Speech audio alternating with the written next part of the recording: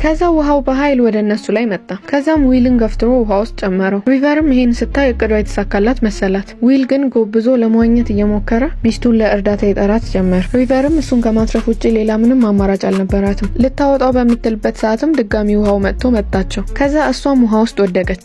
ይህንን ሲያይ ዊል በፍጥነት ወደ እሷ መዋኘት ጀመረ። ከዛም ጎትቶ ከአደጋ አዳናት። ማታ ላይ ከአደጋ ስለተረፉ በደስታ መጠጣት ጀመሩ። ዊል ግን ልትገለው እንደሞከረች እንኳን አያውቅም ነበር። ሪቨርም ባደረገው ነገር ተገርማ እሱን የመግደል ሀሳቧን ቀየረች። ቺት ያደረገባትን ባሏን መግደል አይኖርብኝ ይሆን ብላ እያሰበች ነበር። ግን ብዙም ሳይቆይ ሆቴላቸው ከገቡ በኋላ ባሏ በስልክ ከሌላ ሴት ጋር ሲጀናጀን ሰማችሁ። እናም ባሏ መቼም እንደማይቀየር ገባት። እሱን የመግደል ሀሳቧ ድጋሚ መጣባት። በሚቀጥለው ቀን ሃይኪንግ ሄዱ። ጫፍ ላይ ሲደርሱ አንዲት ቆንጆ ሴት ድንገት መጣች። ዊል ልጅቷን አይቶ ደንግጦ መደነባበር ሲጀምር ሪቨር ቺት የሚያደርግባት ከሷ ጋር እንደሆነ አወቀች። ግን ሪቨር ምንም እንደማያውቅ ሰው ሆና ማናት ብላ ጠየቀችው። ዊልም በድንጋጤ አብረው የምትሰራ ሴት እንደሆነች ነገራት። ካራ ትባላለች።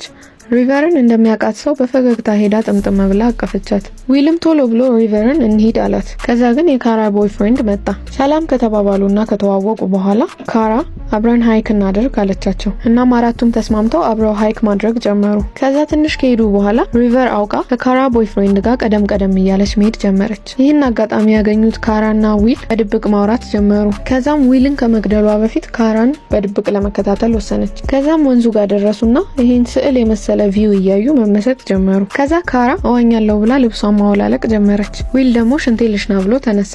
ግን አይኑ ከካራ ላይ ሊነቀል አልቻለም ነበር። ካራን እያየ ሲሄድ አደናቅፎት ወደቀ። በዚህ ጊዜ ደንግጣ ካራ እየሮጠች ወደሱ ሄደች። ሪቨር ይሄን ስታይ በጣም ተናደደች። እናንተ እንዲህ ከሆናችሁ እኔም ለማንም አላዝንም ብላ ማሰብ ጀመረች። ከዛ ማታ ላይ አራቱም አብረው መጠጣትና መጫወት ጀመሩ። ክፍላቸውም ሪቨር ጥንብስ ብላ ሰክራ መሬት ተኝታ ነበር። ከትንሽ ቆይታ በኋላም ከተኛችበት ነቃች። ባሏ ግን የለም። ከዛም የባሏ ስልክ ሲጠራ ሰምታ ተነሳች። ከጠረጴዛው ላይም ስልኩን አንስታ ስታይ ካራ ቴክስት አድርጋለት ነበር። ሌሊት 7 ሰዓት ላይ ፋውንቴኑ ጋር እንዲገናኙ የተቀጣጠሩበት ቴክስት ነበር። ሪቨርም ተናዳ እየሮጠች ከክፍሏ ወጣች። ውጪ በጣም ኃይለኛ ዝናብ እየዘነበ ነበር፣ ግን እሷ ምንም አልመሰላትም። ከዛም ሊገናኙ የተቀጣጠሩት ቦታ ሄደች። ከዛም ከርቀት አንድ ሰው ቆሞ አየች። ወደፊት እየሮጠች ሄደች። ያንን ሰው ገፍትራ ጣለችው።